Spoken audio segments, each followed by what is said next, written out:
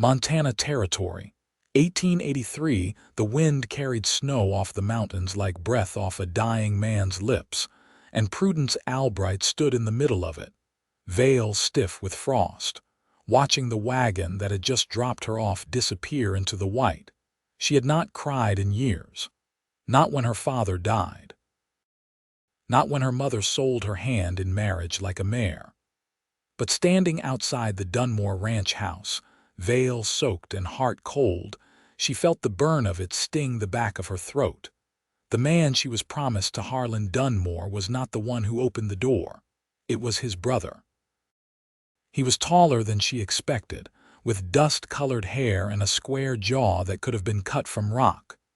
He wore a worn trail coat, shoulders broad beneath it, and snow melted against his collar as he looked at her. "You lost?" he asked, voice low even. "I am Prudence Albright," she said, chin lifting, "sent from Kansas City to marry Harlan Dunmore." His eyes changed just slightly. Not surprise, just a kind of tired recognition. He stepped aside. "Come inside." "It's too cold for introductions." She stepped over the threshold, boots clicking on worn wood, the smell of smoke and horses thick in the air. He shut the door behind her and she turned. "You are not Harlan." "No," he said. "I am Ransom Dunmore, his younger brother." "Harlan's not here," she blinked. "When will he return?" "He won't." Silence dropped between them like a lead weight. "He rode out 2 weeks ago, left a note with the foreman saying he was heading south to Arizona. Said he was done with this land, done with arrangements." She stared at him, snow dripping from her veil onto the floor. "He abandoned me." Ransom's jaw ticked. "Looks that way." She did not cry. She just nodded once like a soldier taking bad news. "I see." Ransom looked at her cloak, thin and damp. "You must be freezing." "Sit by the fire. I will get you something hot." "I did not come here to be pitied," she said, voice sharp.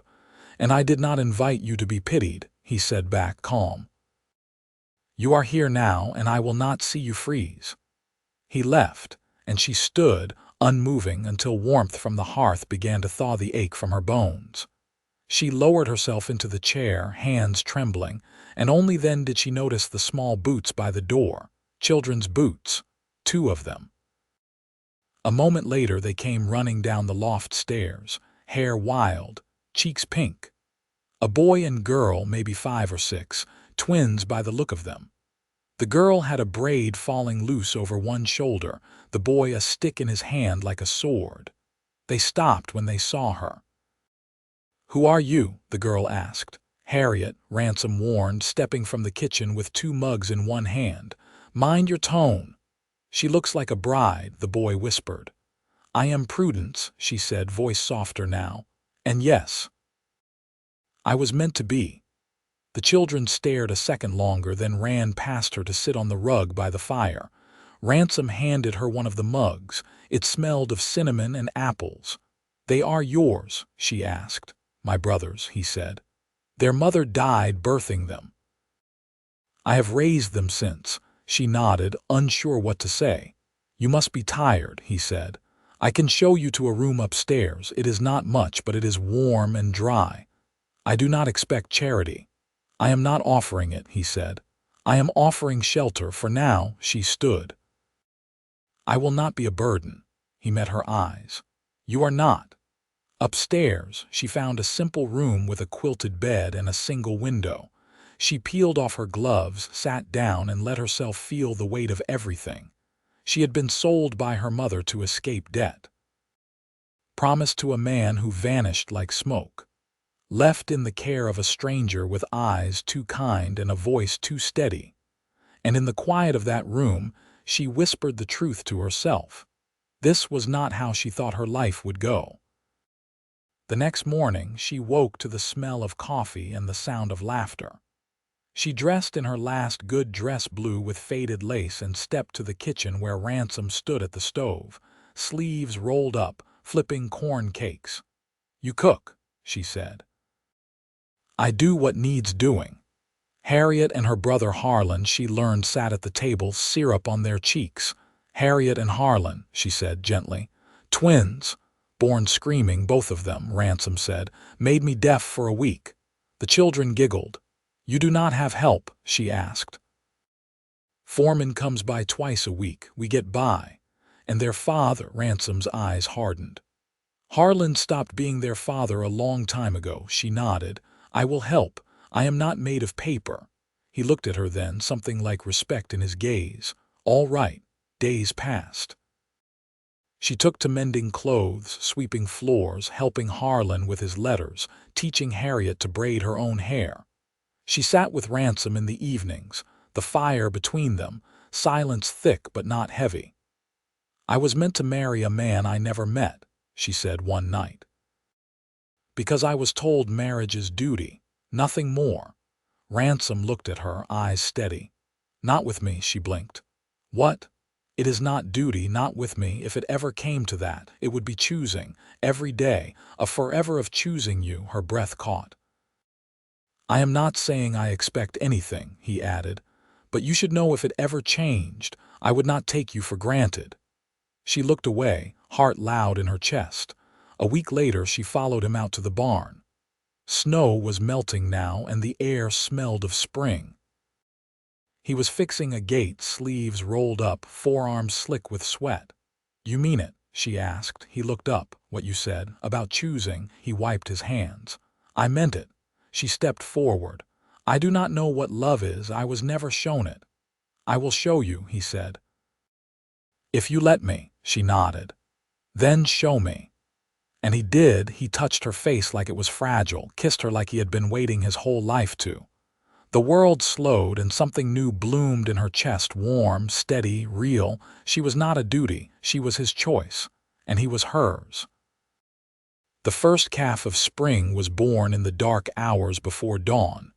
Ransom had been gone most the night, lantern light flickering beneath the barn rafters. Prudence stayed up, sewing by firelight, listening for any sound beyond the wind. When he finally returned, boots heavy and coat streaked with blood and straw, he looked older than he had the day before. She made it, he said, voice low. Barely. She stood, crossed to him, and took his coat without asking. He let her. She hung it by the stove, then returned with a basin and sponge. He sat at the table while she cleaned the grit from his hands. You named her yet? She asked, letting Harriet choose. She's got a book of saints upstairs she's thumbing through. She'll find something noble, no doubt. She glanced up at him. You need sleep. He shook his head. Too much to do.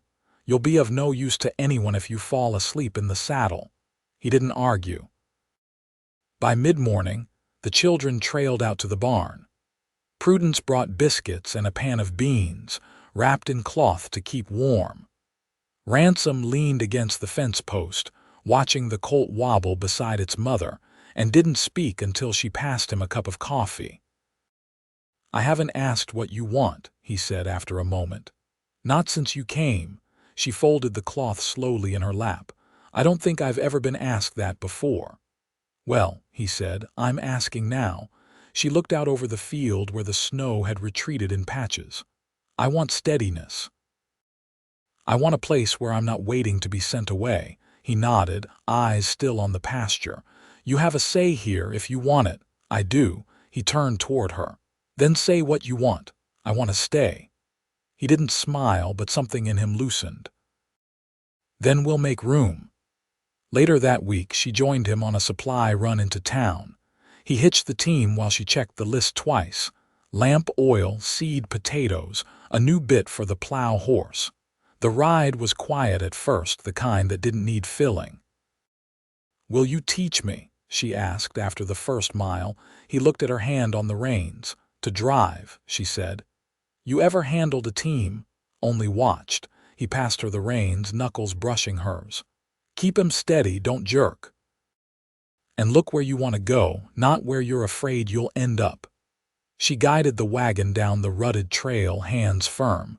When they reached the first bend, he leaned back, arms crossed. You've got a feel for it. I watched you, she said. You don't notice, but I see everything you do. He turned his head, face unreadable. That's a rare kind of watching. She kept her eyes forward. I've lived a long time not being seen. Makes you notice who's worth watching. They didn't speak again until the town appeared through the trees. A few cabins, the mercantile, a church with a leaning steeple. He took the reins as they entered, tipping his hat to a woman sweeping her stoop. Inside the store, Prudence moved with purpose.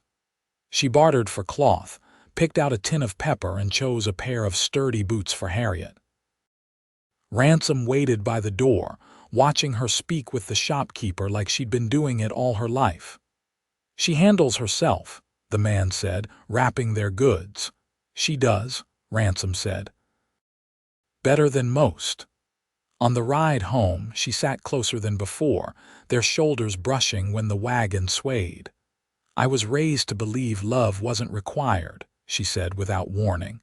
Only obedience. And silence. And now, I think I was lied to. That night after the children were asleep, she found him outside, oiling the hinges on the barn door. She held the lantern while he worked. The colt's name is Theodora, he said. Harriet said it means gift from God. She's not wrong. He set down the tin of oil, rubbed his hands on a cloth.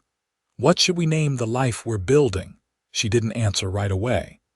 The wind pulled strands of hair loose from her braid, and he watched her tuck them behind her ear. Something honest, she said. Something chosen, he nodded once. Then let's keep choosing it, every day. This time she reached for him first, not out of need but because she wanted to, because she saw him and knew he saw her. He kissed her with the quiet reverence of a man who understood what was broken and what still could be made whole. And in the hush between breaths, she knew. What they were building wasn't survival. It was home. By late April, the thaw had turned the fields to a slick of mud and greening shoots. The land was softening, and so was Prudence. She learned to test the soil by touch, to tell which seeds would take in which corner of the garden. Ransom gave her space to try, stepping in only when asked, and even then with quiet hands. One afternoon, while Harriet and Harlan chased each other through the chicken yard with flour sack capes trailing behind them, Prudence knelt at the row she'd just lined with beans and pressed a palm to her lower back. "You're planting shallow," Ransom said, crouching beside her. "Rain'll wash them out." She sat back on her heels. "Then I'll plant again. I've done worse things twice." His gaze drifted to her hands, dirt beneath the nails, knuckles raw where cold had cracked them. "They've taken to you," he said, nodding toward the children. "They have names. You don't have to speak around them like they're fence posts." He gave a slow blink. "Harriet told me she wants to wear her hair like yours, said it makes her look like a woman who doesn't scare." Prudence reached up, touched the braid wound close to her neck. "I used to think if I kept everything pinned tight enough, I'd be safe." "You're not the kind who hides," he said. "Not anymore." Her hands stilled in the soil. "I still get the urge. Then I'll stand in front of you till it passes." She turned her face to him. "Do you always say the right thing?" "No," he said. "Only when I mean it." That evening, Harriet refused to sleep until Prudence came upstairs to tuck the quilt around her shoulders. Harlan, already half lost to dreams, stirred when she bent to kiss his forehead only lightly, but his small hand reached toward her wrist and held it for a breath. Downstairs, Ransom was pouring water into the wash basin. He looked over his shoulder as she entered. "I can do that," she said. "I know," he replied, setting the kettle aside. "But I don't mind." She crossed to the coat rack, hung her shawl. Her eyes lingered on the chair where she'd first sat after arriving. That night had felt like a lifetime ago. "I have a question," she said. He dried his hands, waited. "If I hadn't come here the way I did, if I'd arrived by choice, not arrangement, would you still have wanted to know me?" He leaned against the table's edge. "I would have noticed you, no matter how you came, and I would have found reason to speak with you." She stepped closer, slow. And if I said I wanted more than shelter now, I'd ask what you mean by more. I mean, I want all of it, she said. The children, the land. You. He reached for her then, his hand resting at her waist like it belonged there. I've already made room for you, he said. There's nothing left to wait on. Her breath trembled, but she didn't pull back. Then I want your name, she said. Not because I need it to survive, because I want it beside mine. His forehead touched hers, the weight of it steady. Prudence Dunmore, he said, voice low. You say it like that, and I start to believe the world's been waiting for you to claim it. They married in the pasture behind the barn, just past the line of cottonwoods. Harriet wore a crown of wildflowers and Harlan held the ring, carved from a coin Ransom had shaped with his own hands. The preacher came on horseback, hat in hand, and read from a pocket-worn Bible while the sun cut clean across the valley. When the vow was spoken, Prudence didn't look at the preacher. She looked only at Ransom. And when he said, I choose you, she answered, I choose you back. That night, with the children asleep and the wind rattling the shutters just enough to make them lean closer, she let her head rest against his chest. You were right, she whispered. Love isn't duty. He pressed his lips to her temple. It's the thing we give away and still have more of. She smiled against his skin. Then I'll never run short. In the quiet that followed, there was no more waiting, only the beginning of their forever. By mid-May, the hills wore green like a second skin, and Prudence had taken to walking the fence line each morning with a ledger tucked under one arm and a stub of pencil behind her ear. Her script had grown neater with use, and the pages held columns of feed costs, weight estimates, and notes about which hens were nesting too long. The ink-stained arithmetic steadied her in a way nothing ever had. She found Ransom near the south pasture, bent over a broken rail. His hat shaded his face, and his shirt sleeves were rolled to the elbow, revealing a bruise the color of old plums blooming along his forearm. That from yesterday's branding? She asked, stopping beside him. He glanced up without rising. Bull kicked out of the chute. Didn't intend to catch me. You need comfrey on that. I've got salve waiting. Unless you mean to wait for it to heal sideways, you'll let me tend it now. He rose, brushing dust from his palms. You always this bossy before breakfast. If I'd known it worked, I might have started sooner. He followed her back toward the house, walking slower than usual, favoring one side. She didn't mention it. Inside, she set the kettle on and fetched the tin of salve from the cabinet beside the stove. When he sat, she pulled the sleeve back carefully. You ever think about leaving? She asked, dabbing the ointment with a soft cloth. Where to? Anywhere else? He drew in a shallow breath as she pressed gently. I thought about the Dakotas once, but this land, I know it. Can't say the same about anything past these ridges. You don't mind the quiet? He looked at her then, his gaze steady. Not when it's shared. She wrapped the cloth tight around his arm and tied it off. There. Try not to get kicked again. I'll do my best. That afternoon, she took Harriet to the riverbank to gather wild mint and sweetgrass. The girls' laughter carried across the field, and Prudence found herself smiling without meaning to. She watched the child crouch, cupping a frog in her hands before letting it go again, and something in her chest loosened. Can I ask you something? Harriet said, voice pitched low like a secret. Of course.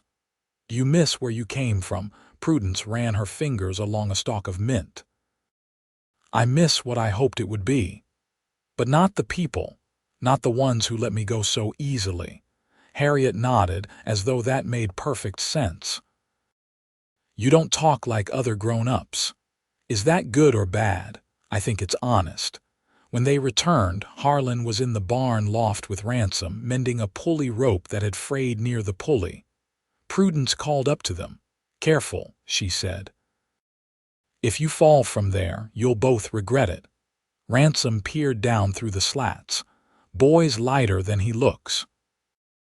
He's doing the climbing. Then both of you come down for supper before I drag you by your heels.